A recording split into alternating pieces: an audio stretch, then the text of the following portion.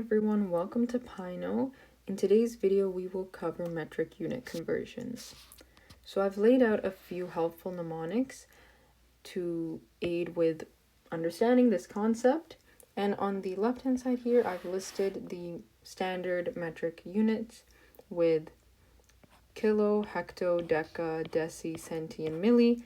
And then we have the base unit of meters. And then the mnemonic that I use to this day that my grade 6 teacher shared with me is kings hate dancing, dinosaurs can't moonwalk. So the first letter of this mnemonic corresponds with the unit. And then a helpful trick to just remember which way we will move the decimal is to remember DL and MR or Mr. So anytime you're dividing, you're moving the decimal to the left, and anytime you're multiplying, you're moving it to the right. It's important to have an intuitive understanding of this, but if this helps, then by all means. And so we'll cover how to use these tools in our first example, where we have a ribbon that is 2.5 meters long, and we'd like to find out how many centimeters is that ribbon. So the known is 2.5 meters and the unknown is centimeters.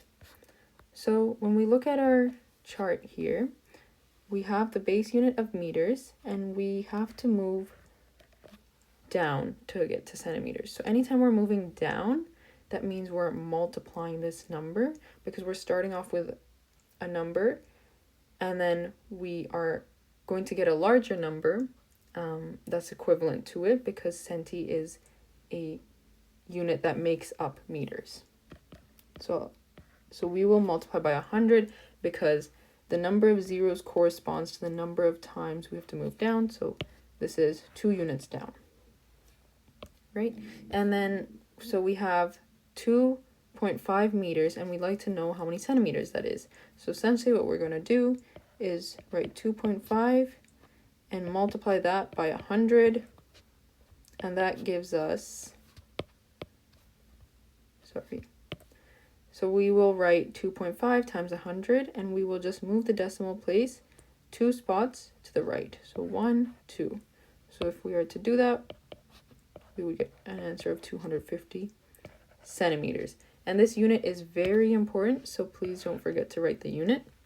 And the problem had given us the 250 centimeters and we were trying to solve for meters. We can go up 2 and we would divide by 100 like we have here, and then we would write 250 divided by 100. Formally there is a decimal right here and there's just a 0 following the decimal, so by convention we just write 250. And so now we're dividing by 100, so it has 2 zeros. So the number of zeros is the number of spaces we move, and since we are dividing, we will be moving to the left. Because another way to think of it is, say you have 250 pizzas and you're splitting them between 100 people. Each person is going to have a smaller amount of the whole, or 250 slices if that is a better example.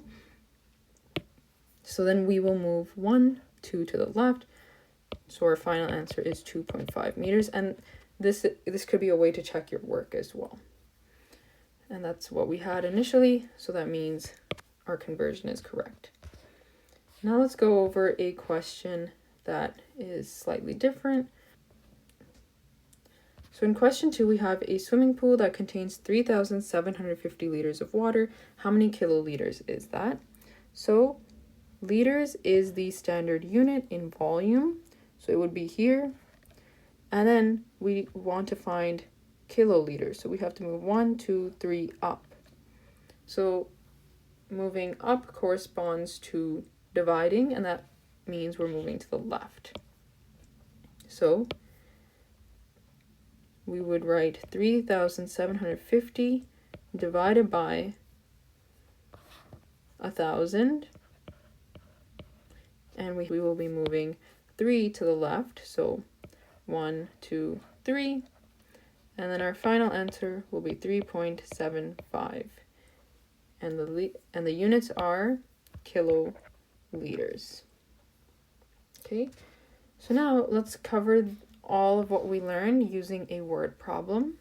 So I have the word problem here displayed on the screen. I would highly recommend that you attempt this yourself, pause the video, and then come check for the solution. So we have John, who rode 3 kilometers on his bike. His sister Sally rode 2,000 meters on her bike. Who rode the farthest and how much farther did they ride? Please answer in kilometers. So for this question, it's good practice to review what is important in any word problem, extract the important information because there's usually a lot of fluff, and what our final answer needs to be reported in. So our final answer needs to be reported in kilometers. So it's easiest to stay consistent with that unit then. And then we will bring back this unit conversion of kings hate dancing, dinosaurs can't moonwalk. So we have John, who rode 3 kilometers. So John, 3 kilometers. Sally, 2,000 meters. So at first glance, it seems like 2,000 is a much larger number than 3 kilometers. However, we have to ensure that this meters is converted to kilometers, and then we can truly make a comparison. So if we'd like to go from meters up, if we'd like to go from meters up to kilometers, we have to move 3 up. So that means we're dividing 2,000 by 1,000. So 2,000 meters divided by 1,000. There are 3 zeros, and we are moving 3 to the left. So 1, 2, 3. And so our final answer is 2 kilometers. So Sally rode 2 kilometers, whereas John rode 3 kilometers. So because 3 kilometers is larger than 2 kilometers, therefore John rode farther. However, that does not answer the question completely. We'd like to know how much farther did that person ride. So now we have to find the difference between John and Sally, and this answer has to be in kilometers, so this is pretty straightforward. So the difference between John and Sally is 3 kilometers minus 2 kilometers, which is 1 kilometer. Therefore, John rode 1 kilometer farther. So that would be our final answer.